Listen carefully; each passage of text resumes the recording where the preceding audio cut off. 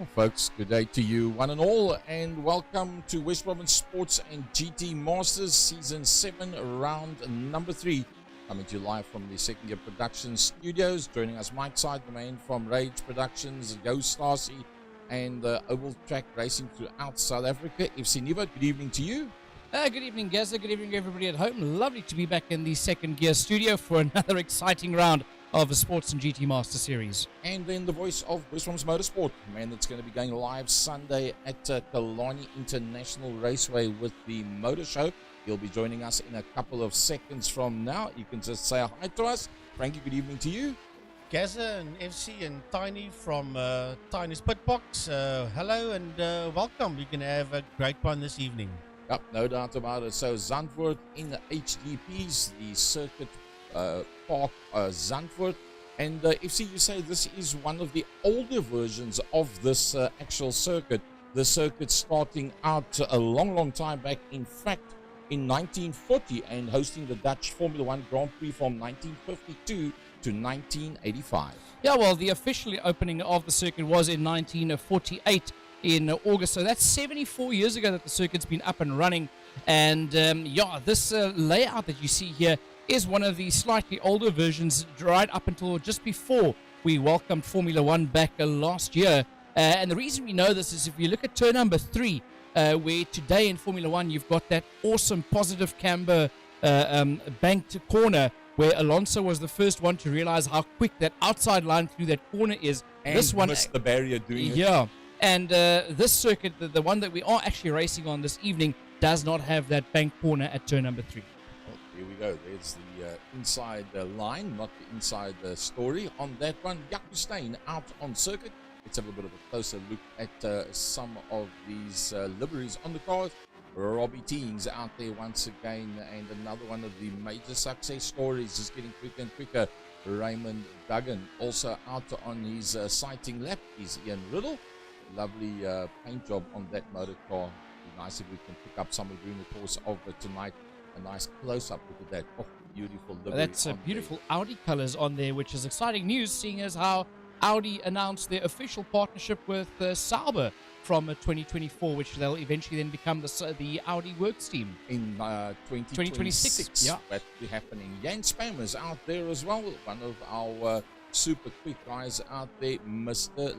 Luke Easy, and he's running the red Ferrari colors as the first of the guys have done the their opening lap. Robbie Teens, the man that initially gets himself up onto the top end of the grid. Peter Hubert, who was I don't want to give it all away, but he was the fastest man in qualifying. 126.51 for Willem Botha. Had one good one, one bad one last week in round number 2 of season 7. Juan Ferrari bumps himself up onto the second row of the grid, and Swayze Hubert is in there as well. Coming late into the session was Graham Stephen.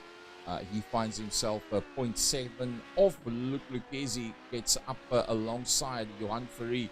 Then a little bit further back, we've got Sandro Bakari. He's done one flying lap so far, but 127.646 with Timothy Stanton rounding out that 4th row of the grid. Captain Peter van der Spey, he was out racing at Kalani on Saturday, and also had some good, some bad. But it's great to see him back out on circuit again. Raymond Duggan just outside of the top 10, and he finds himself in a 127.932 with Renier Hubert. And I'm pretty sure on the next time Renier Hubert comes around, I think you'll find he's going to bump it up a little bit further. Ati Nagel still busy with his second lap out there, only having done one lap so far. And I think there's quite a bit of room for improvement because he was a lot quicker than that in the practice. I don't think that opening lap went too well for him. Dr. Mike Berrier, the man that started off 7 seasons and a whole lot of COVID further back, the man out there in the 8-ball 24/7, and often you find Sajin properties on that car as well. Main circuit racer Johan Engelbrecht, he likes to ride horses, but this is it's a HDP, he'll take a turn with that one as well. Jaco Steyn gets himself up into that 18th position.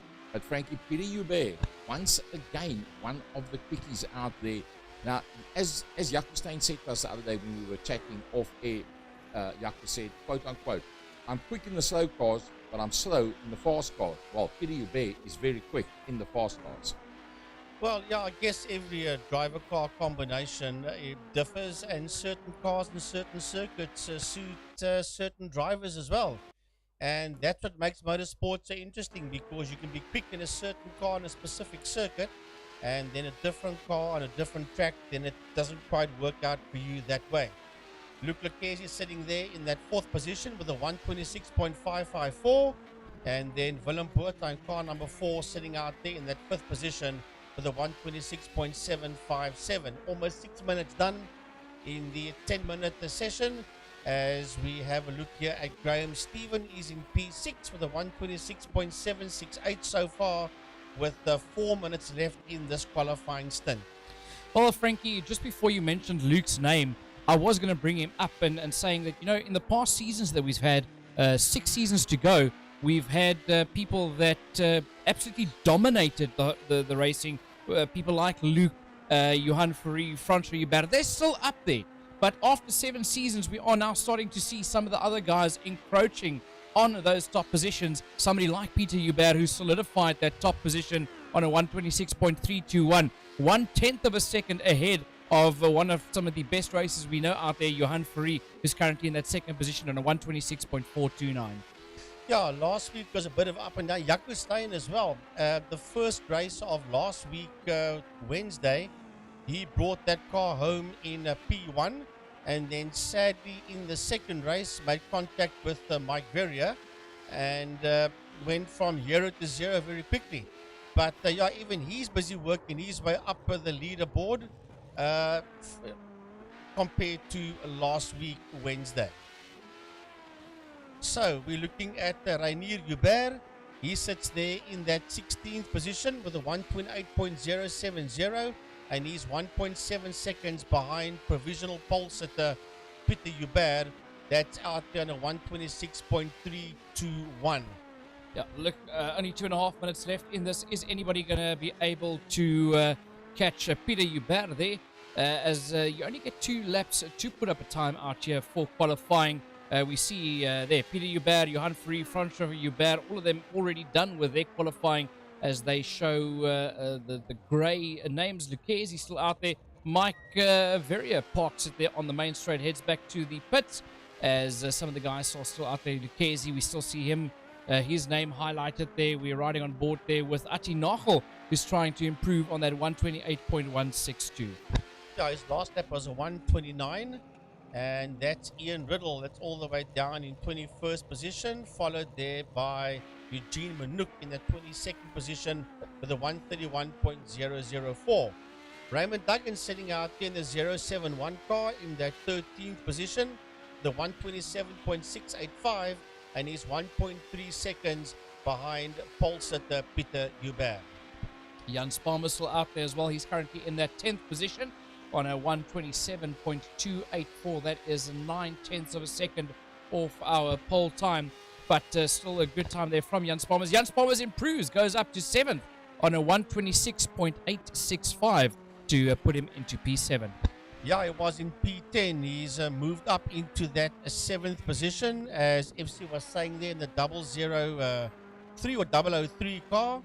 As Ati Nagel, Ati Nagel all the way down in P18 with a 128.162 so far, 1.8 behind Peter Hubert, and that's not quite where Ati would want to find himself, but it comes back to the same old story. Different car track combinations suit certain drivers. Well, Frankie, we've seen these Honda HPDs out on the circuit in previous seasons, and it has been an equalizer for some of the guys that are usually not around the top, and it does bring the midfield guys closer to the front as we basically head on to the end of this qualifying session. About 15 seconds left. I don't think anybody else is still out there on circuit trying to put up a time. So that pretty much looks like it's your grid for round number 3 of season number 7 for Sports and GT Master Series. Yeah, the 10 minutes qualifying time is up. So that will be your grid, and it will be Peter Hubert and Johan Fourie that will lock out the front row, followed there by Francois Hubert and Luc Lucchesi, Graham Stephen, Willem Botha, Jan Spalmers and Swys Hubert, and row 5, Sandro Bakari and Peter van der Spey. Right behind Peter van der Spey, you've got Robbie Teings, Timothy Stanton, then Raymond Duggan and Mike Verrier rounds off row number 7 with Atti Nagel, Herman Lazarus in that row number 8, Colin Plitt, Reinier Hubert brings home row number 9, followed by Jaco Steyn, Johan Engelbrecht, Ian Riddle, and Eugene Minuk brings up the tail end of the field. 11 rows and 22 cars out here for round 3 at the Zandfoort circuit here in the Netherlands, the home of our double world champion Max Verstappen, as these Honda HPDs are about to go off the line. We're waiting for Johan Engelbrecht in P20 to still grid, and we're not seeing him so far, FC, in that 99 car of his. Looking ahead from Eugene Minuk at that empty pit grid box ahead of him, where Johan Engelbrecht is supposed to slot in car number 99. They basically lined up on the main straight at Zandvoort, heading into turn number 1, called Tarzan Corner. And interesting little story behind that. When the track was built out back in 1948, that little patch of land was basically the gardener for the circuit. That was his piece of land, and he had a vegetable patch there. And the track designer said, you know, give us the patch of land. He says, I'll give it to you on one condition. You name the corner after me, then you can have my little patch of land. And that is how turn number 1 came to be named Tarzan Corner. Right, Engelbrecht is there. He does pop into that grid slot. The safety car is going to take them around the circuit Zandvoort here in the Netherlands. 22 iRacing Master Sports and GT drivers, as the Porsche Cup car leads these Hondas off the start line on the formation lap, and then pretty soon we'll be all systems go. Remember, we're doing 2 races this evening, a very short sprint race of 15 minutes, and then the feature race will be a half an hour long. That is where, more or less, where Tarzan's visual patch would have been. That's turn number 1, Tarzan Corner. That'll take you down to turn number 2, which is a slight left-hander, and that'll take you up to corner number 3, which is basically that in the modern circuit would be that banked corner. Oh, sorry, there they go into turn number 2 now, and then heading towards turn number 3, which will be that left-hander U corner that is banked in the modern era of a Formula 1. Yeah, working their way around. We look at that front right-hand side suspension in the Honda HPD of Timothy Stanton, as he works his way around. He's qualified in P11 in that number 3 car. The nose cam of Stanton. Ahead of him you see Sandra Bakari in the TDI sponsored Honda HPD, as they work their way around Zandvoort. Francois Hubert sitting there in that 3rd position, and you'll be keeping an eye there on Peter Hubert and on Johan Fourie, and you'll know that Luc Lucchesi is right there with him as well. So when the lights go green, it will be all systems go for a 15-minute short sprint race. You've got Jaco Steyn and Atti Nagel and Raymond Duggan, who's all pretty fast flyers, who's out of position there in those positions where they find themselves on the grid. Is that strategic? Hang around there, the middle, towards the back end of the field during the sprint race, and then capitalize on it during the main race? We'll have to wait and see what they do, but we do know that all of these drivers would like to be higher up on the grid, as they're going to be chasing down Peter Hubert and Johan Fourie, Luc Lucchesi and Francois Hubert.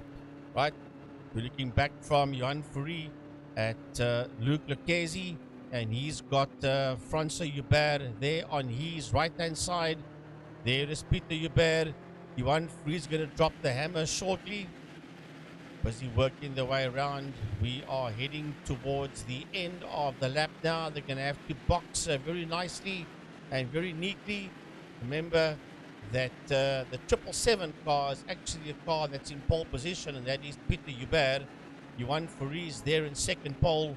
Francois Hubert and Luc Lucchesi sit just behind the 2 of them, as these Honda HPD sports cars make their way around. This is a very tricky little right left-hander, and then they will head down towards Arielindai corner, which is the final corner at Zandvoort, and then it will be all systems go from there. home of the Orange Army. Will we see any orange smoke out here today? We'll have to wait and see. Peter Hubert on that front row in as close as what we can get to an orange car. And right next to him, the black and green of Johan Fourie as they make their way through the final corner, and they'll make their way up towards the start-finish straight pretty soon. Right, they're busy working their way now through the Ari Lyndike corner. The safety car will peel off into a pit lane, and then it will be in the hands of Peter Hubert, the man that's there in pole position, as the safety car moves out the way. And we are about to go green here for 15 minutes, and a lovely start off the line there by Peter Hubert. That's Johan Fourie right in there with him. There is Francois Hubert, and right behind him is Luc Lucchesi, and covering him there is Graham Stephen. Graham Stephen had a good start there as well, but Peter Hubert was the man who flew off the line. Just look at the gap he's got there on Johan Fourie. Fourie sits there ahead of Francois Hubert. Lucchesi's in there with them. Then Graham Stephen, Willem Botha. Jan Sparmers has made a big mistake as he tumbles down the order. I see another car hitting the wall there. Oh, massive pile-up. Cars on its roof. And oh, is that Colin Plitt that was reversing there into somebody? There we go. Chaos all over the show here at the front of the field, or all over the show at this stage of the fight. Gary's going to have his hands full to try and get the best angles for those replays because it's going to be all over the show. Yeah, Graham Stephen tumbling all the way down to that 19th position is Graham Stephen. But up front, it is Johan Fourie that sits out there in P1 with Francois Hubert in that second position, being chased down there by Luc Lucchesi. There's nothing between them. Then second behind Lucchesi is Willem Botha. And already you see that Fourie, Hubert and Lucchesi is trying to pull the pin there on Botha, with the Swais Hubert and Sandro Bakari right in there with them. And those 6 drivers is nearly 6 seconds ahead of the man in P7, namely Rainier Hubert. Well, Peter Hubert must have been one of the guys that caused one of those pile-ups because he's tumbled all the way down to 10th from the lead of this race.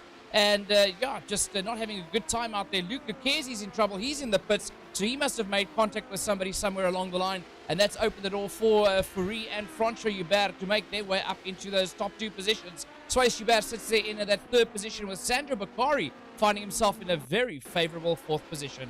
Well, here we go with the replays. Jan Sparmers turned it around in the 003 car. And then there was just chaos in there behind him. Ian Riddle coming through as well. He was involved in that one, in that 18 car, as he tried to take evasive action. He got spat out to the right-hand side, and there was just drama after that. The FC Peter van der Spey also getting turned around in this chaos on the opening lap. Yeah, he got tagged there from behind, but I think that was Robbie Teens possibly. Mike Verrier stuck in there behind them all. And then it was just a whole pile up there as everybody made contact with almost everybody coming out of that car. Mike Verrier gets turned around in the 8-pole car and gets dumped on its roof. Yeah, he gets turned upside down there. Peter van der Spey just slammed there into that Omco barrier, and then clips another car coming through, then gets nailed as well there. Eugene Manouk, did he get involved in that, or did he do the right thing? Yes, he did the right thing, just slowed all the way down, watched the chaos, and then makes contact with the 6 car that was just there ahead of him. Yeah, well, that wasn't his fault. That was a car that was Van der Spey that just reversed it. Yep. There's what happened to Peter Hubert. He just dropped the tail end of that car, put it sideways, and it's cost him so much. Everybody's starting to spin off in that corner, so something not lekker out there in that corner.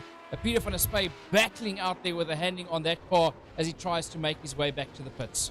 Now, that's a replay of all the drama we've had so far, and that not even halfway into lap number 1. But back to real time again. It is Johan Fourie, 0.6 of a second ahead there of Francois Hubert. That is in that second position. There's 2.7 seconds between the 2 of them, and Swais Hubert, that is there in that 3rd place. There's 1.1 seconds between Swais and Sandro Bakari. That is there in a P4 as he picks up the dirt and almost puts it into the barrier. Just clipped the curb there and almost put himself away. Definitely a nominee for Save of the Day there, keeping it out of trouble and actually managing to keep it going in a somewhat of a something that resembles a kind of a racing line there for Willem Botha. Right, Hammer Lazarus is there in that 7th position, and he has got a Peter Hubert 5/10 of a second behind him. That's a recovering Peter Hubert that's there in that 8th position, and he's crowding the back end there of the Lazarus Honda, with Francois Hubert being the quickest man out there with a 126.976. Atinagel is behind Peter Hubert in that 9th position, and he is 2 seconds. He's Nagel behind Hubert, and Hubert has a lunge up on the inside, going into Tarzan corner, and makes the move stick there on Herman Lazarus. I think Peter Hubert is the man who feels like kicking himself the most at this stage of the fight. He did everything right in practice. He did everything right in qualifying, and he was just a little bit too over-eager on the accelerator coming out of that corner and put the car sideways, and that's cost him around about, at this stage of the fight, about 6 positions as he's dropped all the way down, and he's got to put in all the effort and work now to work his way past cars again. Yeah, Atinagel is 1.3 seconds behind the combination of Peter Hubert and Herman Lazarus. Make that 1.2, so Atinagel sitting up in P9 for iRacing SA. He is trying hard to catch the 2 of them ahead of him. Colin Plitt is 4 seconds behind Atinagel, and he is the last man there in that KTM sponsored vehicle that is there in the top 10. Yeah, then Ian Riddle sits there in the 11th position in the Audi colour scheme, making his way around Zandfoort. Right behind him, we've got Raymond Duggan, who's about 1 second behind him. And it's the gap is closing as Raymond Duggan is starting to work his way back up the field as well. Timothy Stanton finds himself there in that 13th position. He's 7 seconds down the road from Duggan, with Graham Stephen and Jakustein keeping him company. Yeah, pity for that. The smash up almost halfway in lap number 1. That's literally torn this race apart, because now there's massive gaps between everybody. But look at Francois Hubert in that 2nd position. A 10th of a second between himself and race leader Johan Fourie. And Johan has got competition and has called the Francois Hubert. Hubert is right on Fourie's case there as they make their way through that right-hander. And there's only a handful of battles out there. That's the one. And then there's one for P6 between the 2 Huberts, Rainier and Peter, and one in P11 between Ian Riddle and Raymond Duggan. Otherwise, the gaps are pretty big-ish between all the other drivers out there. Well, Frankie, keep an eye out on Willem Botha. He actually holds the fastest lap at this stage of the fight. He's currently there in that 5th position as Peter Hubert makes a move there around the outside of Peter Hubert. He gets to the DHL car, past the Cheetos car. But Willem Botha is the man on the move there with the fastest lap time. And no, Lucchesi steals the fastest lap time from him now, down in 17th position. But Willem Botha is on the move. He's brought that time down to just 7/10 of a second between himself and Sandro Bakari. Yeah, he will fancy a go at that 4th position. There's Atinagel in P9, and he has got Colin Plitt 4.9 seconds behind him as we go back to that fight for the lead. We go back to that fight out there for the lead between Johan Fourie and Francois Hubert. And if the 2 of them carry on like this, then Sway Hubert, there you see him coming into play. There is only 2.2 seconds behind Johan and Francois. And if they bog each other down, let's not be surprised if we see Sway Hubert join that fight between Johan and Francois. Well, we are just past the halfway mark in this race, and there's a lot of action happening around the circuit now with that fight for 1st and 2nd between Fourie and Hubert. There you got the battle between Sandro Bakari and Willem Botha. Let's have a look here what Colin Plitt did in the KTM car. Got it onto that paint strip, just got off that curb and planted it too hard, and that put the 75 KTM car sideways. Yeah, lucky he didn't crash into anything, but there's a lovely fight going on out there a bit further down between Lazarus and Nagel as we go back to that fight out there for P1. And here comes Sway Hubert. That 2.2 seconds has now gone to 2 seconds behind Johan Fourie and Francois Hubert. There the 2 leaders go through, down out of Ariel Lyndike corner, working their way down the main straight. Here comes a man in P3 in the 22 car, Sway Hubert, and he's getting ever closer and closer to Johan and Francois. Sandro Bakari's got his hands full because Willem Botha's right there behind him. Those 2 cars tucked in right behind each other. You actually saw Willem Botha try to duck out to try and make a move, but realizing he's not close enough He's going to have to wait for another opportunity there as he's brought that time down to about 0.4 of a second behind Bakari. Then they're about 5 seconds ahead of Peter Hubert. Here goes Willem Botha. Bakari made a mistake. He got the tail end wagging, and that's left the door open for Willem Botha. That car was fishtailing heavily there, and that cost him a position as Bakari has to give that 4th place up to Willem Botha. He's now 0.3 of a second behind Willem Botha. Let's have a look and see. Will he settle down and come back as Graham Stephen posts the quickest time out there of a 126.770. For a country that's predominantly flat and below sea level, there's quite a lot of elevation changes on this circuit. If you look at the way these guys drive around Zandfoort here, as we see Sandra Bakari now starting to lose the back end there of Willem Botha, starting to just drop away a little bit more and more as Willem Botha has found the rhythm in this car. I've said this before in the season. Willem Botha, if he's got luck on his side, there's very few that can match his lap times. Yeah, I agree with that one, but let's have a look at Nagel. He's all over the back of Herman Lazarus. Nagel crowding the back end there of Lazarus as they make their way through. Nagel working as hard as he can in that 12th car, sitting out there in that 9th position as he works his way down the main straight. And now Peter Hubert is the quickest driver out there with a 126.555. Just shows you, Frankie, how much this field has improved for these drivers to be jostling for the fastest lap time. As you see, Francois Hubert all over the back end there of Johan Fourie. I mean, I'm starting to think Francois Hubert's Mexican because there's a tequila sponsorship on Johan Fourie's car, and Francois Hubert looks quite thirsty. Yeah, he looks very thirsty. He's hungry. As we saw a car off the circuit there on the left-hand side. We'll try and pick up exactly who that is. That's Eugene Manouk in the 52 car that just kept on going straight, and everybody else went into the right-hander. But I'll tell you this for nothing, Francois Hubert has not given up on Johan Fourie. Coming out that very tricky little right corner. They work their way now through Ariel Lyndyke turn. That's the leaders. We go back to this fight here between Ian Riddle, that's in that 12th position, and he's got Timothy Stanton right in there behind him. There's 0.2 of a second between Riddle and Stanton for P12. Stanton tried to go sit there on the outside of Riddle, tried to make a move. Riddle just covered him off there, but he looks like he's in trouble because Timothy Stanton looks like he's having a ball of a time, and he's got the speed to match it. Right into that left-hander. That is very, very tricky. The corner coming up in front of them is that last corner. That is the Ariel Lyndyke corner. It's a double right-hander is that corner. That's the first part. There's the second part of Ariel Lyndyke corner. And then there's the main straight that will greet them as they work their way down into turn number 1 into Tarzan corner. And Stanton heading into turn 1 is 0.3 of a second behind Riddle.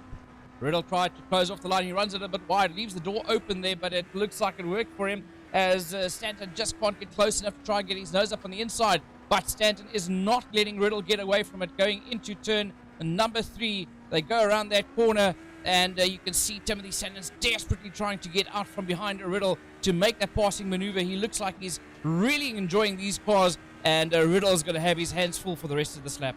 Yeah, lovely flowing rhythm there from Timothy Stanton as he's putting a lot of pressure there on Ian Riddle in that 12th position. Into the right hander they go. Watch the car in front. You'll notice if he climbs over those curbstones too much, there will be problems out there. The white flag has come out for the final lap for these two.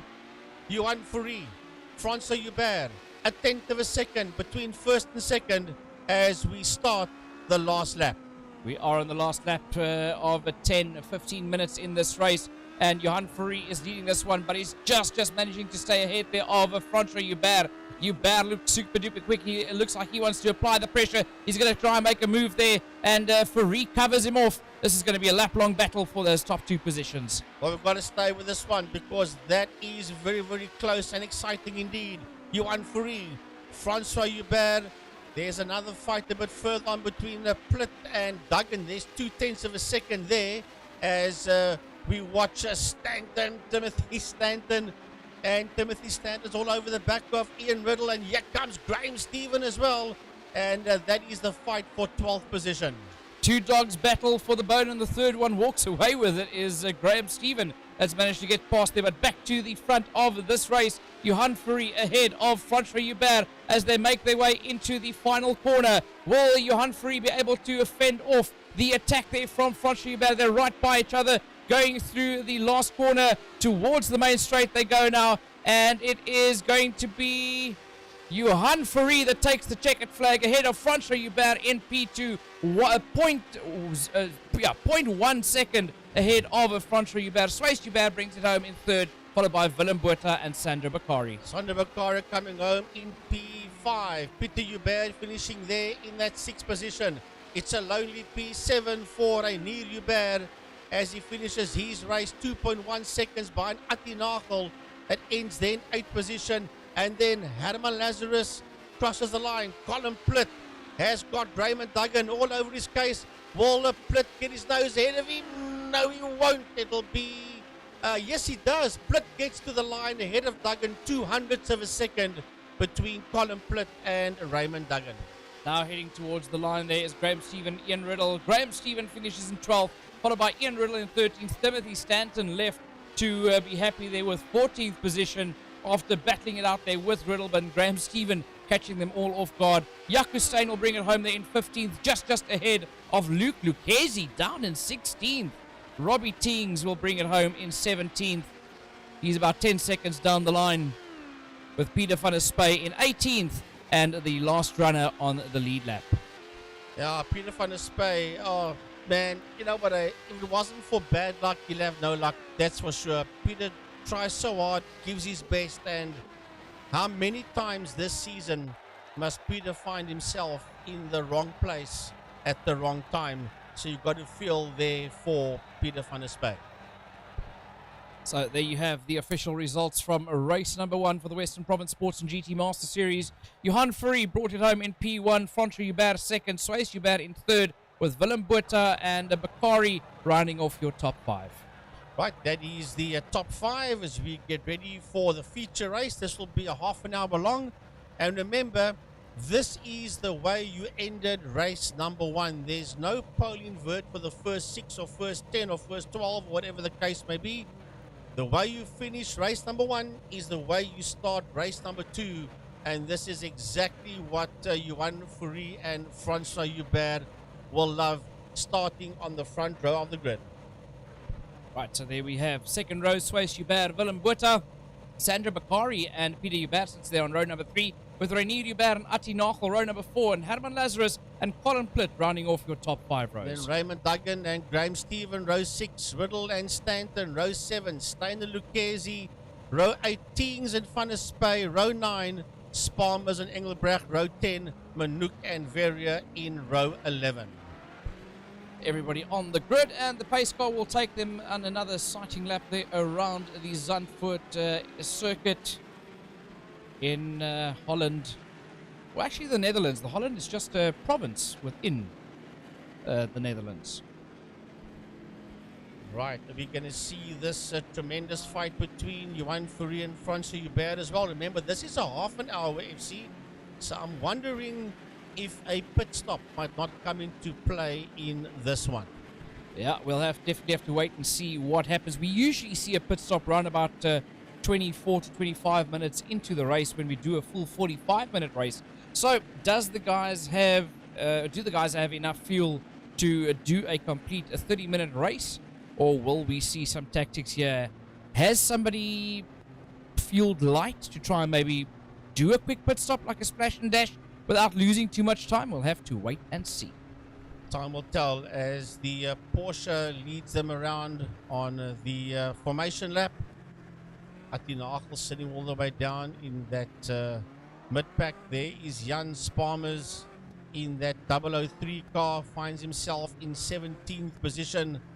Does Jan Spalmers, and he will want to go a whole lot higher than that. Luke Lucchesi will say, listen here, I got a half an hour, I'm in P16, this is now I need to just calm it down and not get involved in any issues and try and bring that red machine of his through the field. The front couple of drivers won't want to make any problems and hassles out there for themselves. Francois Joubert and Johan Fourie and Willem Botha and obviously Suisse Joubert. They'll want to get through the first half a lap with no trouble. There's Timothy Stanton. On his outside, we see Robbie Teens, and behind Stanton is Luke Lucchesi, as FC the Porsche still leading them around Circuit Zandfoort. Yeah, that looks like it is the final corner that they're making their way around. No, not yet. There we go. Halfway through the lap there, as the guys are on edge, ready to go and get this racing going here. Half an hour of all-out action in Sports and GT Master Series, event number 3 for season number 7. And you were mentioning earlier from 16th position, Luke Lucchesi would be able to try and work his magic. Earlier seasons, we would have seen somebody like Lucchesi or Fourie work their way through the pack, but by the time we get to season 7, the chances of you being able to do that easily has diminished quite a lot. Yeah, a lot of drivers have upped their game from race 1, season 1, which seems like a lifetime ago, as they go into that right-hander, then that left hairpin. That's a very tricky part here of Zandvoort circuit, going down that straight into the double right-hander. That's the final corner. That's the Arie Luijendijk corner, a man that used to race Formula 1 and also raced the Indy cars back in the day. Arie Luijendijk, as a matter of fact, Gary and myself a couple of years ago had the chance to meet Arie Luijendijk in the Killarney commentary box, and what a pleasant gentleman he is. But that was a good couple of years ago that we met Arie Luijendijk at Killarney International Raceway. Just before this race gets started, Sandra Bakari is parked off in the pit lane. Not sure why, but this race is about to get started as we are about to go green. The Porsche pulls off, and here we go. Boogity, boogity, boogity. We go racing, and a brilliant start there by, where's our leaderboard gone to? That is... That's Willem Botha. That's Willem Botha that had a blinding start there. Made it past Peter Joubert and Johan Fourie and everybody that made it through there. And that is now Willem Botha that takes the lead of this race. And I'll tell you what, the Francois Joubert has had a nightmare. It's dropped all the way down to P4. Somebody gets back in there. That could be Rainier Joubert. Well picked up there, FC quite right. There's Hammerlands just busy coming through there. He sits behind Attinagel. But Willem Botha had a lovely, lovely start off the line. He couldn't have had a better start. Willem Botha goes from P4 to P1 as Johan Fourie sits in there behind him. And this is a replay of the 8 car that will be sent back in there. I think he might have done all to himself, as a matter of fact. He just lost the tail end. And Luke Lucchesi, once again, FC in a lot of trouble. It's turning into a horrible race meeting here for Lucchesi as he dropped that car down. Eugene Manouk had a bit of an off there with the McLaren-coloured Honda HPD as well. Let's have a look here going into that corner. Oh, Mike Verrier is the one that lost it, and Manouk was actually very much not guilty in that one. Just had a car in front of him. Yeah, I had a T-bone right in front of him and had nowhere to go. Johan Engelbrecht in the total car. The 99 car going into the right-hander, and the tail just steps out there on that 99 Honda HPD of Engelbrecht. But we are back to the front of this race, and it is being led by Willem Botha at the front. Johan Fourie finds himself in that second position with a hard-charging Peter Joubert. Francois Joubert was the man who was caught very much unawares at the start of this race as he got bogged down by, I don't know by what or by who, but I mean, starting supposedly second in this race and then dropping all the way down to that fourth position, he could not be too happy with that. Yeah, just caught napping on the line there because he's dropped down to P4, and the man that was in P4 was bumped himself all the way to the top of the leaderboard in P1, and that, of course, is Willem Botha. So, Francois Joubert just have to slow it down. Oh, Robbie Teens gets it all wrong. Did he lose it by himself, or was he tagged? But trouble out there for Teens in that 12th position. Well, good job by our producer for jumping to Robbie Teens right as that happened. Let's have a look here what happened to Rainier Joubert. Trying to... Ooh, there's a lot of damage on that car. Is that Peter van der Spey. It looks like, yeah, Peter van der Spey, as Reinier Joubert tries not to make contact there with van der Spey, gets shot out towards the barriers again. Jan Spalmers had a bit of an off here, just getting that tail end to step out. Let's have a look at what happened here. Yeah, same thing. The tail end just steps out, and Raymond Duggan just losing it in front of him as well. Yeah, and I'll tell you what, that's not exactly what they wanted. However, let's have a look-see. Willem Botha is the quickest man out there into the right left-hander. He's done a 127.627 as Willem Botha, and he's getting away under Fourie. Fourie cannot keep up with Willem Botha. As a matter of fact, he's got Peter Joubert and Francois Joubert all over his back bumper there, all over his back wing, I should say. 7/10 of a second between Peter and Johan, and 4/10 of a second between Francois and Peter. Now, look, you don't see somebody drive away from Johan Fourie like that.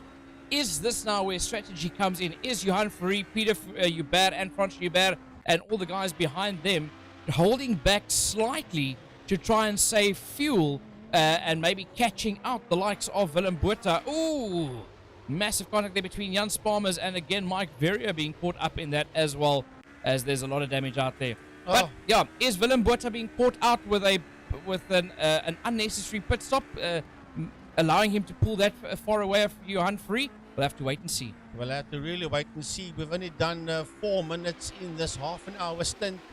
Graham Stephen is all over the back of Raymond Duggan there. Graham wants that, the 7th position. There's 2/10 of a second between Graham and Raymond as we ride aboard.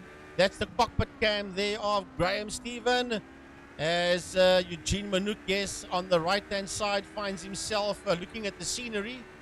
Graham Stephen down the main straight. Here he comes. Will he have a go at Duggan? Yes, he will.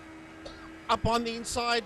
They are side by side, the two of them. Duggan on the outside. And it is Graham Stephen that surely will take that position away there, and does so from Raymond Duggan. Yeah, that's not a line that you can leave open ahead of a Graham Stephen. If that gap is allowed open, Graham Stephen will take it, and do not try and close it off when he's already past your front wheel, because he's not going to give it up. You've already allowed him to take that position, so well done there to a Graham Stephen. Raymond Duggan, better luck next time. Well, the man that I'm now watching is Graham Stephen, as we have a look at all the different angles on the Hammer Lazarus car. Graham Stephen is closing up on Jaco Steyn. There's 2 seconds. It was 2.2. He is now closing up onto Jaco Steyn, as there's a lot of body damage there on the Herman Lazarus's Honda HPD. Yeah, a lot of body damage out there, but we're riding on board there with Francois Joubert, who's now basically something went wrong for Willem Botha. He's dropped all the way down to 5th. And that's the whole field's gotten past him. Johan Fourie, Peter Joubert, Francois Joubert, all of them in there, as this race has just taken on another new phase at this stage of the fight. Well, if that is picked up by the camera, which I think it has been, and onto the dirt on that embankment area there, and that's not exactly where Willem wanted to find himself, and that's the reason why it's gone from P1 all the way down to that 5th position. Oh, man. Willem Botha, one of the fastest racers out there. He's always putting that car on the limit of what the cars can do, and more often than not, it comes and bites him in the back end, as we see a move there as Herman Lazarus tries to defend, but Colin Plitt says, I've got other plans. Yeah, Colin Plitt moves up into that 9th position, but as I was saying earlier on FC, Graham Stephen from 2.2 seconds is now only 1.6 seconds behind Jaco Steyn. And I said earlier on, watch out there for Graham Stephen. He will fancy that the P6 of Jaco Steyn. Here comes Plitt, and here comes Lazarus through as we go to Graham Stephen, who's now only 1.1 seconds behind Jaco Steyn. Graham Stephen definitely the man on the move, as we see another car going off there. That looks like it's Jan Spalmers that has left the circuit there once again, as Raymond Duggan works his way back into the pits in that chrome and a red-colored Honda HPD. Luke Lucchesi also having a horrid race out there, as he just misses the likes there of Jan Spalmers, and still keeps that Ferrari going. That is Jan Spalmers. That is Jan. You'll see that car spin itself around. There's Lucchesi behind in this replay. Loses the tail end, and Lucchesi just misses the 003 car of Jan Sparmans. Bomber's got that one all wrong there, not having a good time out there. But your race leader, Johan Fourie, is having a jaw out there in a P number 1. Just 0.3 of a second ahead there of Peter Hubert. Hubert seems to have found his rhythm again. He's got the DHL Honda HPD on rails at this stage of the fight as he sits there ahead of Francois Hubert. Well, Jaco Stein's gone up 9 positions as Jaco, since this one got underway. Sandro Bakar has gone all the way down to P15. He's lost 10 positions in the 8 minutes so far in this one. So yeah, the biggest move at this point in time is the man that's there in P6, namely Jaco Stein, who's now dropped down to P7 because Graham Stephen has eventually made the move on him. Remember, he was 1.1 seconds behind him, and eventually it is, as you see on the replay, Graham Stephen that takes that 6th position away from Jaco Stein. Graham Stephen, the mover and shaker in this race, worked his way through the pack there, up 6 positions already, started in 12th, now finds himself in P6, and now he looks like he's got his sights set there on Willem Botha. He's about 4.5 seconds there behind Botha, but Robbie Teams in the Dunkin' Donuts car looks like he's on the move as he's right there on the back end of Ian Riddle. Lucchesi 126.484. He's the fastest man out there, all the way in that 18th position, as Riddle and Teams have in their own little fight out there for P16 and 17. Here comes Johan Engelbrecht. He is 4/10 of a second behind Timothy Stanton. That's in that 11th position. So Johan will fancy his chances. Somebody diving into pit lane there. And I just saw a car going to pit lane. Timothy Stanton making his way into pit. Is that Graham Stephen? That's Manouk. It's Manouk. Was that Eugene Manouk? Yeah, it's Manouk all the way in 21st. That's making his way into pit lane. Mike Verrier, after the knocks and bumps that he's taken, he's out of this race completely. But this man is not out of the race. It is Johan Fourie that leads them as we see Timothy Stanton work his way back out onto the circuit. Right, Timothy Stanton will rejoin all the way down in that 16th position as Renier Hubert in car number 8. That's a very quick pit stop. Is that not maybe a stop and go or something? I don't know, but he was in and out very quickly. But Fourier's got the Huberts for company, and they're not going to make life easy for him. That's for sure, because Peter and Francois, remember, Francois was the man that challenged him in heat number 1, and Francois sits now in that 3rd position, and it is Peter in that 2nd position that's now going to try and make life difficult for Fourie. Yeah, well, Peter Hubert is the man looking for redemption after dominating the practice and qualifying, led the start of race number 1 and then ran wide and pitched that car sideways. That cost him one of the top positions out there, and he would like to very much redeem himself to try and dethrone one of the best drivers out there, Johan Fourie. He's right on his tail. There's almost contact between Johan Fourie and Peter Hubert. They were exceptional not to make contact there between Fourie and Peter Hubert. Right, the cockpit cam there of Peter Hubert, and he's staring down at that rear wing of race leader Johan Fourie. Now remember, Johan, Peter and Francois, pretty soon they're going to come and put a lap there on the man that's in P17, namely Renier Hubert. They've got some distance to go before they catch up to him, but will that back marker come into play when they eventually get hold of Renier Hubert in car number 8? Look, we've got, what is that, about 18.5 minutes left in this race, so they're definitely going to catch him as Robbie Teens dives into the pits for a Dunkin' with his donut. With a Dunkin' with his donut. Willem Botha, on the other hand, he's going to come through. Botha wants to come through. Willem Botha and Atti Nagel, they are side by side. And Botha says, I'm going to hang on to you. Atti Nagel right in there behind him. Willem Botha is 4/10 of a second ahead of Nagel as they make their way out of that right-hander. Willem Botha always giving himself so much work to do, always driving the car on the limit, and that costs him positions in the race, and that he has to work to get all those positions back. But Botha now already having worked his way back up into 4th position, and he's now 6.5 seconds behind Francois Hubert. Can he make that up before the end of the race? That would be interesting to see if he can do that. Watch out for that man in P6. Graham Stephen, 2.5 seconds behind Atti Nagel. Graham Stephen wants that 5th position. This is a replay here at the 99 car of Johan Engelbrecht. Going down the main straight into turn 1, into Tarzan corner. And that was an overtaking maneuver there by him, yes. So Francois Hubert sitting there in that third position. And Francois all over the back of Peter Hubert's car. 4/10 of a second between them. 7/10 of a second between Peter and the man that sits up front, Johan Fourie. Now, if Francois continues to hassle Peter like this, he will go into defensive mode, and that will allow Fourie to disappear down the road.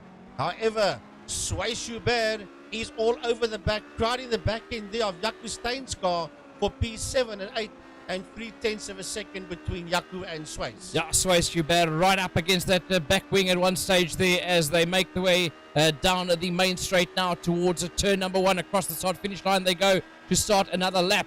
Is Swayze Hubert. It's 3/10 of a second between them. Into turn number 1 they go. Swayze takes a slightly higher line, comes back down onto the apex, and he fancies himself to have the faster line as he tries to catch the back end there of Jaco Steyn.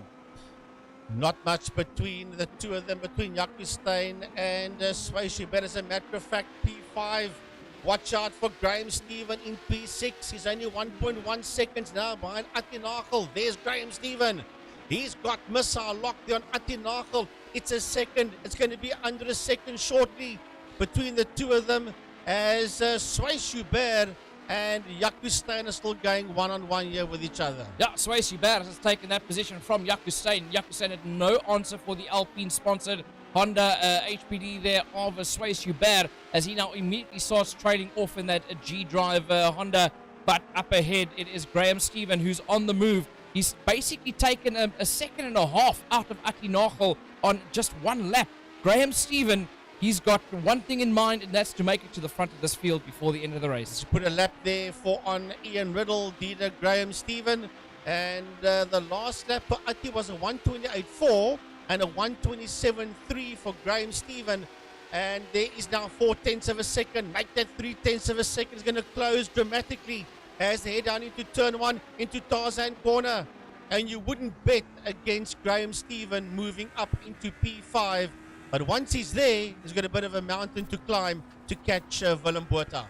Well, it might look like a mountain to climb, but 3 laps back, he was 5 seconds behind Botha, who's made it past Attinagel. So anything can still happen in this race. 15 minutes left still in it. So anything can happen here. I predict Graham Stephen is going to catch Willem Botha and still possibly even start to catch the top 3 as well. Oh, yeah, they go. They've got a couple of back markers ahead of them as they make their way through. They have got Manuk that just keeps right out the way, and he realizes there's no ways I'm going to keep these two guys up. As Attinagel and Graham Stephen, 5/10 of a second between Atti and Graham. As a matter of fact, look at that fight for the lead. Peter Hubert and Francois Hubert are still crowding the back end there of the Johan Fourie Honda. Yeah, Johan Fourie definitely not out of trouble yet, as Peter Hubert and Francois Hubert are not hassling each other too much. They know they've first got to catch Johan Fourie, so no point in taking each other out of P2 and 3 when they've still got Fourie to catch. Who's right. That's how close it is between the 3 of them. All can be covered with a single blanket. Yeah, covering them with a blanket, that's for sure, with a handkerchief, as the late Brian Peake would have said. So there's nothing between Johan Fourie, Peter Hubert, and Francois Hubert at this point in time. And Attinagel is still being hassled there by Graham Stephen. Will go there now as we watch from Francois Hubert's car the fight going on ahead of him between Fourie and Peter Hubert. We also got a battle there for 17th and 18th between Ian Riddle and Sparmers, but this is a tight battle up front here for the lead between Fourie, Hubert, and then you got the Nagel Stephen battle going on for 5th and 6th. So I don't know where to look as everybody is so close to each other. Graham Stephen tries to get closer. There's right up on that back bumper underneath that back wing of Attinagel, but Attinagel making that Honda very, very wide. Different lines here by Attinagel to try and keep Graham Stephen behind him. But remember, Graham Stephen, just like so many of them, is a seasoned Carter campaigner, and he's the brother of multiple South African champion Michael Stephen. And there's a lot of talent in Graham Stephen when it comes to real-time or sim rig racing. Into turn number 1 they go. Graham Stephen all over the back end there of Atinagel, 3/10 of a second. Atinagel, where do you look? Where do you look? What do you do? Just drive your line, put the blinkers on, and don't worry about the man behind you. The man behind you is going to have a go, though. That's the battle between Sparmers and Ian Riddle, as Sparmers takes that one away there from Ian Riddle, but it's not over and done with yet. Sparmers goes for the outside line, runs it a bit wide, and Riddle and Sparmers not giving up on it yet as Sparmers retakes that position. That's that fight for that 17th and 18th position. That's a fight that's way down the leaderboard. The real fight is for 1st, 2nd, and 3rd, and for 5th at this point in time. Colin Pritz done a personal best of a 128.816, and he sits there in P9, and he's nearly 14 seconds behind Jaco Steyn. Graham Stevens still stuck there behind Atinagel. Nagel now getting slightly bit more of a breathing space there as Graham Stevens falls back slightly. Francois Hubert is getting closer to the back end there of Peter Hubert as Hubert gets there closer to the tail end of Johan Fourie. It's all so close between these guys. Nobody wants to make the initial move and cost themselves anything. But yeah, this is going to be a tight race towards the end as well. If you have a look at those cars going into turn number 1 there, FC, there's Luke Lucchesi. On track, he sits out in 4th position. But when last have you said he's actually a lap behind? He's a lap behind, all the way yeah. down in P16. Yeah, definitely not something we're used to saying. Yeah, this season has been extremely weird. Some of the hard hitters being hit with some very hard luck at this stage of the fight. But let's have a look here what's happening out on circuit. Graham Stevens still trying to get past Atinagel. It's about a 3/10 of a second battle as they get oh so close to each other. Graham Stevens has got the straight line speed. You can see he places that car in such a way that his acceleration out of the corner is so much faster than Nagel, but Nagel makes that car so wide. There's a lovely fight for P11 between Peter van der Spy and Sander Bakari. As a matter of fact, there's 6/10 of a second between van der Spy and Bakari as you watch the one here with Graham Stevens. And that takes me back to last weekend when Peter van der Spy and Sander Bakari were just two of the drivers together with Davy Hubert and with the Doc that was racing out at Kalani International Raceway as van der Spy and Bakari still have their own little fight. Last weekend they were going one-on-one on the main circuit at Killarney, and now today they're going one-on-one in the sim ring. Yeah, they're right by each other. It's come down to 3/10 of a second between the two of them. Bakari looks like he wants to make a move there on Peter van der Spy going into that right-hander, but van der Spy says you're going to have to work a lot harder to get past me as they battle it out here on lap number 15. 20 minutes done and dusted, almost 21 minutes done and dusted with 9 minutes left. Van der Spy runs wide. Here comes Bakari, going to get his nose up on the inside. They're side by side going towards the exit of the corner, but van der Spy just gets enough drive coming out of the corner. Yeah, back to that fight there for P5. That's Atinagel and Graham Stevens. There's a spin on the top of your screen there. We'll have a look and see that is Jan Sparmers that spun the car around in that 003 car and losing the tail end there of that Honda of his. But when will Nagel succumb, or will he not succumb? I'll tell you what, Atinagel's driven a fantastic race so far to keep Graham Stevens behind him. It's not that easy to keep Graham Stevens behind you, that's for sure. And Graham Stevens will not stop pressurizing Atinagel for that 5th position. 3/10 of a second between the two of them. Yeah, we know how quick Atinagel can be on any given day and on any given circuit. And but we saw what Graham Stevens has done in this race already. He's driven like an absolute machine. So for Atinagel to hang on to that one, as we have a change at the front, Francois Hubert just got past Peter Hubert into that 2nd position. He's now going to take charge towards the front end of Fourie. Well, they made contact there, and that's the reason why. And he was completely unsettled, was Peter. And Francois said, thank you very, very much. I'll just dive through. Now I must try and get rid of you so I can fight there with Johan Fourie once again. Yeah, Renier Hubert was the unlucky chap in car number 8 there in the Cheetos coloured Honda that was just at the wrong place at the wrong time and just got tagged there by Peter Hubert. And Hubert's not going to like that one because now he's got to try and catch Francois Hubert again to try to before he can even try to regain that position on Johan Fourie.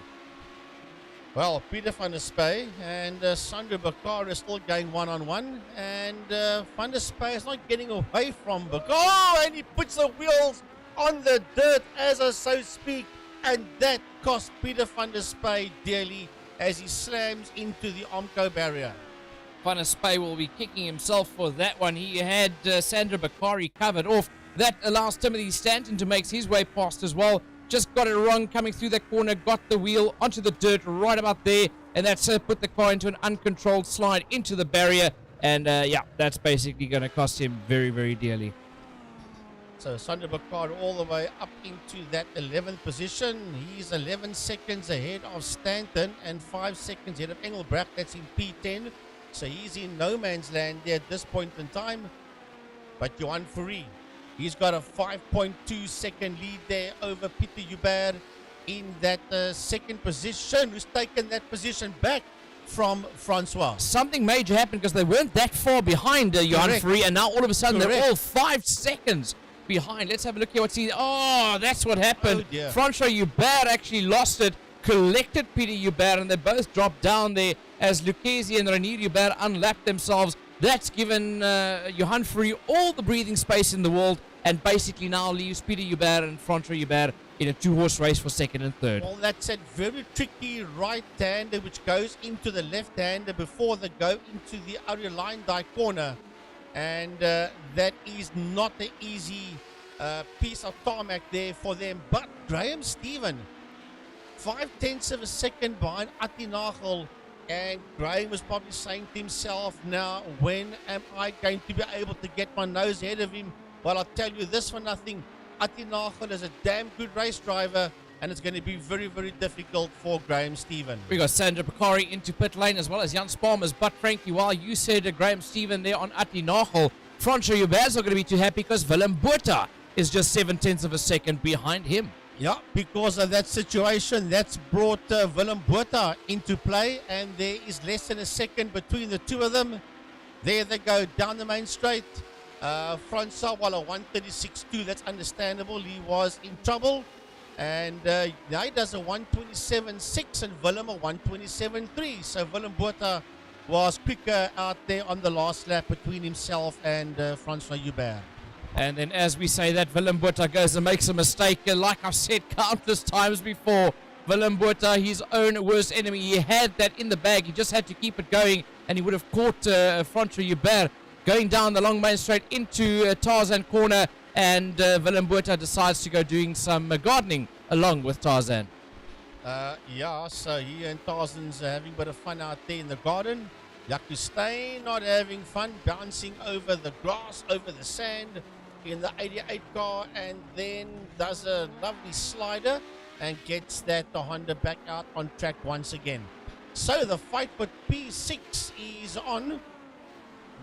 Graham Stephen and Atti Nagel. As a matter of fact, they're right there with Willem Botha. Now it is a three-way fight for Botha's 4th position. Yeah, this is going to be an interesting one. Stephen tries to go for that inside line, but he's covered off by Nagel, who smells blood in the water for Willem Botha as they make their way around a Zandfoort circuit here in the Netherlands. As Willem Botha made a mistake there, and that's opened the door as we see Manouk being passed there facing the wrong way. Yeah, that's Eugene Manouk. And going into that right-hander and clipping the dirt and shoving that 52 car there into the tire barrier. Right. Graham Stephen is now... Graham is 8.8 seconds ahead of Sway Schubert. So there's no pressure on Graham Stephen from that perspective. But Willem Botha and Atti Nagel is being hassled heavily here by Graham Stephen. Well, Frankie just choking on some of Eugene Manouk's smoke there out on circuit as they make their way around the circuit. Graham Stephen is right there on the back bumper of Nagel. Nagel right on the back bumper of Willem Botha. And yeah, this is going to be a heavily tight dash towards the end of this race as we are in the last 2.5 minutes of racing here in round number 3 of season 7 of Sports and GT Master Series. A replay here of Timothy Stanton. Going into that right-hander, that's the in-car shot. Oh, that is that very technical part of the circuit there where Francois lost the tail end and Peter hit him. That's at the little complex just before you go into the final corner. So, Atinagel there in that fifth position, just behind Willem Botha and just ahead of Graham Stephen as the white flag comes out for the final lap. Yeah, white flag is out. This is the last lap for your race leader. Riding on board with him, Johan Fourie, out there in the Patron Tequila black and green Honda HPD, as he's got 11 seconds. He can cruise to victory now out in P1. He didn't put a foot wrong this whole race. Almost had a bit of a foot wrong there with the guys as he got swallowed up there. Or is that Peter van der Spey? As Atinagel got clipped there by Willem Botha.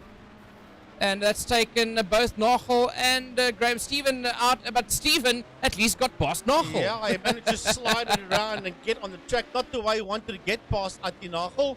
But, well, any way you can move up position. So, well done there. Good luck for Graham. Not that good for poor Ati. But, yes, it's been a dominating performance by Johan Fourie. He'll win this one with more than 13 seconds as Johan Fourie powers at Honda V's around Circuit Zandfoort for the final time. But it's not done and dusted yet as we head towards the end of the lap between Peter and Francois Hubert. Fourie should be making his way towards the checkered flag. Yeah, Fourie and crosses the line there in the lead. But we see this battle going on here for second and third. Peter Hubert in the lead there. Will he be able to make it to the line before Francois Hubert? Up the main straight they go. Peter Hubert has done it. He finishes in second there ahead of Francois Hubert in third. And 5 seconds down the road will be Willem Botha in fourth. Yeah, P5 will be Graham Stephen. He fought hard for that fifth position. Not the way he wanted it, but he'll take it any way he can. And he's 16 seconds ahead of Swiss Hubert. That finishes there in that sixth position. And he in turn is 4 seconds, nearly 5 seconds ahead of Atinagel. That finishes in P7 with Jaco Steyn.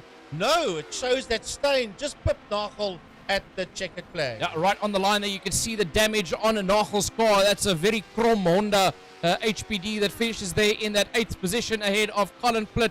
Then 10th across the line will be Johan Engelbrecht in the 99 car, the Total Energies car there. He'll bring it home in 10th position. And next up, 17 seconds down the road, will be Herman Lazarus. And behind him is Timothy Stanton. 1.4 seconds behind Lazarus is Stanton. And Timothy is the final driver on the lead lap. Lazarus and Stanton crossing the line now. And the first man to go one lap down is Sandro Bakari. All right, this is what's happened there on the line. You can see that chrome Honda of Atti's just had no control over it, left the door wide open for Jaco Steyn to make it to the line ahead of him. What a sad way for Nagel to finish this race. He put up one of his best drives to hold off the attack of a charging Graham Stephen, and it all just went to naught from him from there. Right, Heat 2 of the feature race. Same driver, Johan Fourie, finishing in P1. Peter Hubert second, except this time the man that finished second in race 1, Francois Hubert, finishes this one in that third position. Willem Botha has managed to work his way up into that fourth position after starting in fourth, moving up into first, then making a mistake and dropping down, but finishing in fourth position altogether. Graham Stephen, brilliant drive to get it up into fifth position. Swiss Hubert in sixth. Jaco Steyn, a brilliant drive there on the end, getting past Atinagel in 8th, Colin Plitt in 9th, and Johan Engelbrecht rounding off your top 10. Herman Lazarus and Timothy Stanton in P11 and 12, and they are the only 12 drivers that were out there on the lead lap. A lap down or more is Sandro Bakari, Luc Lequesi, Peter van der Spey, Reinier Hubert, Ian Riddle, and Raymond Duggan. So just a recap for the results of Heat 1. Remember, we only got as far as about the first 5 before they were gridding for the feature race. And that shows Johan Fourie, Francois Hubert, and Swiss Hubert. So the Huberts was all over Johan Fourie In race 1, it was Francois and Sways. In race 2, it was Peter and Francois. Well, folks, that wraps up round number 3 of the Western Province Sports and GT Masters Series that came to you this evening from Zandfoort in the Honda HPD's brilliant event out here, and we look forward to next weekend's one. Frankie, a driver of the day from your side? Oh dear, I would go for That's not an easy question. I would go for fighting spirit. I would go with Graham Stephen. For the exact same reason, I would say Ati Nachel for fending off Graham Stephen for as long as he has. For the exact same reason, I'd say Francois Joubert. Well, okay, so guess what? All 3 of them are our drivers of the day. Nominees for driver of the day. Bad luck. Oh, where do we start? Oh, geez, lots. So we all, Peter van der Spey Lots. got knocked off. Luke Lucchese Luke took Lucchese. himself out. Timothy Stainton got taken out as well. Jan Elbrecht didn't have a great day either. Finds himself in the top 10 in the feature race, but not where he would like to be. And for the first time in a long time, Raymond Duggan not being up in the top half of the field. Mike Verrier, another one that just couldn't stay out of trouble. Yeah, Willem Botha had a brilliant start, worked himself up into the lead of the race, then just got it all wrong, dropped back down, had to fight his way back. So, 2 different questions, 3 different answers for each one of them. So, it just shows you how competitive and how great this field is becoming out here, and I'm looking forward to the rest of the season. Just referring to that incident of Willem Botha, there in fact is a replay of it, and that was the one that cost him a fair amount of time. That was just one of the incidents that actually did happen for him. Frankie, a closing word from your side and a thought for Sunday, Phil, on International Raceway. I was going to say 2 things. From an iRacing point of view, can't wait for next week, Wednesday. And then the big one this weekend is the Killarney Motor Show from 10 o'clock the morning round all the way to about 5 o'clock the afternoon. And we are expecting record numbers of people in and out the gates this coming Sunday at Killarney International Raceway. Yeah, I unfortunately will be missing that one. I'm going to be heading out to the Bredasdorp side of the world for some oval track racing out at Cape Agulhas Raceway. But you guys must enjoy it. But yeah, definitely looking forward to next week for a Sports and GT Master Series next Wednesday. And Gaz, if my facts are right, we're supposed to be doing the prize giving for the, I think it's the Porsche Cup and the GTE. GTE Yes. first, second, and third. That's supposed to happen on Sunday as well, part of the motor show. Byron Mitchell from Lucchese and Umpi Swart, if I remember correct. 30,000, 20,000, and 10,000. That season 1 in 2022, starting with the MSA GTE series. That will be replaced halfway through January with the next round of MSA GT3 as it goes worldwide, a very, very popular class. There will also be Porsche Cup. There's also going to be West Province Sports and GT Masters. There will also be 6-hour Enduros and a return to touring cars as well. From my side, Gary Fleming, on behalf of Second Gear Productions, the voice of West Province Motorsport, Frankie Yearness, man from Rage Productions, FC Niva. Thanks for joining us, and good night to you, one and all.